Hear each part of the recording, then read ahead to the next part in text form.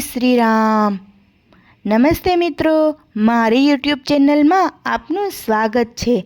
આજે આપણે રામનવમી શા માટે ઉજવવામાં આવે છે અને રામનવમીનું મહત્ત્વ શું છે એના વિશે જાણીશું. આમ તો બધાને ખબર જ હોય છે કે રામનવમી એ રામ ભગવાનનો જન્મદિવસ હોવાથી રામનવમી ઉજવવામાં આવે છે.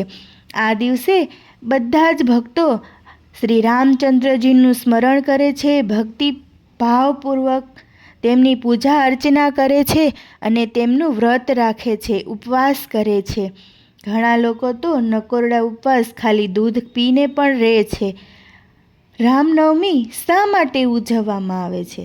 ભગવાન શ્રી રામચંદ્રજી મર્યાદા પુરુષોત્તમ ગણાય છે, જ્યારે શ્રી કૃષ્ણચંદ્રજી પૂર્ણ પુરુષોત્તમ ગણાય છે. શ્રી રામનો જન્મ ચૈત્ર સુદ નવમીના રોજ થયો હતો. તેથી રામનવમીનું મહાત્મ્ય અનેરું, અનોખું અને અદ્વિતીય છે. રામનવમી એટલે ભગવાન શ્રી રામના પ્રાદુર્ભાવનો પવિત્ર દિવસ. આ રામનવમી વ્રતના પ્રારંભે ભાવિક ભક્તો, ઉપાસકો, આરાધકો અને રામાયણના પ્રખર અભ્યાસીઓ શ્રી રામ નામ જપ, રામ નામની માળા, રામ નામનું લેખન, રામનું ભજન કીર્તન, રામચરિત માનસ રામાયણનું વાંચન, રામ પંચાયતન, રામ, લક્ષ્મણ, સીતા, ભરતજી, શત્રુઘ્ન અને હનુમાનજીનું પૂજન અર્ચન, ધૂપદીપ અને નૈવેદ્ય સમર્પણ વ્રત ચૈત્ર સુદ નોમના ભક્તિ ભાવથી કરે છે. રામ નામ અદ્ભુત સંજીવની છે, અમોધ શસ્ત્ર છે, મહાન શક્તિ છે. માત્ર એક જ વખત રામ બોલાઈ જવાય તો પણ અધમનો ઉદ્ધાર થઈ જાય છે. રામને બદલે રામ રામ બોલનારો વાલિયો લૂંટારો મહાન કવિ અને રામાયણનો રચિતા મહર્ષિ વાલ્મીકી બની ગયો. સપ્તર્ષિઓએ આ રત્નાકર વાલિયો લૂંટારાને રામ નામનો મહિમા સમજાવ્યો અને ઉપદેશ આપ્યો કે તું રામ નામનો જપ કર. તેના હૃદયમાં રામ નામની લગની લાગી ગઈ. તેના રોમ રોમમાંથી રામ રામનો જપ થઈ રહ્યો હતો. તેના શરીર પર માટીના રાફડા બંધાયા.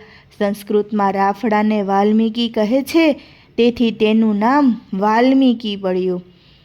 રાવણે ત્રિલોકમાં ત્રાસ ફેલાવ્યો હતો. તે દેવોને પણ અનેક પ્રકારે દુઃખ આપતો હતો.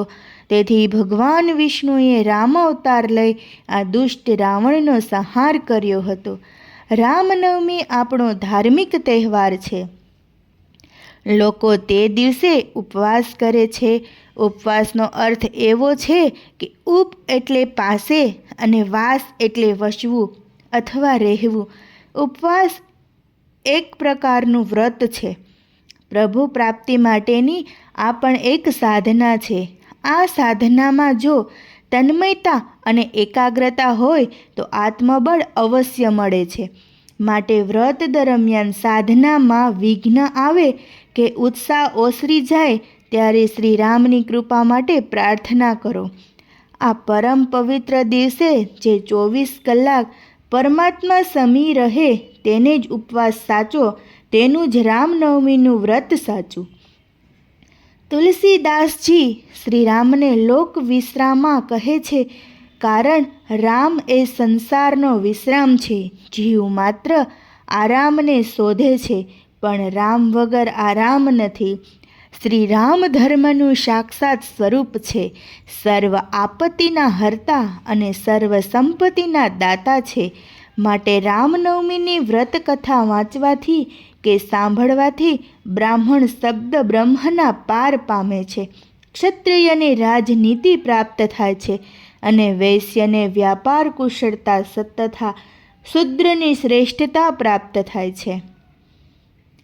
આ વ્રત આયુષ્યમાં અભિવૃદ્ધિ કરનારું છે. આ વ્રત કરનાર પુત્ર પૌત્ર અને સંબંધી વર્ગ સહિત સુખ ભોગવવા માટે સ્વર્ગના અધિકારી બને છે. રામાયણના બાલકાંડમાં શ્રી રામના જન્મનું વર્ણન આવે છે. તેનું મન બાળક જેવું છે. એની ભક્તિ ભગવાનને સૌથી વધારે પ્રિય છે. બાળક નિર્દોષ અને રાગ દ્વેષ રહિત છે. રામ નામના મંત્રનો મહિમા અવર્ણનીય છે. મંત્રનો જપ કરતા પ્રભુના દર્શન કર્યા હતા ને પ્રભુની વાણી તેમના અંતરમાં પ્રગટ થઈ ગઈ હતી.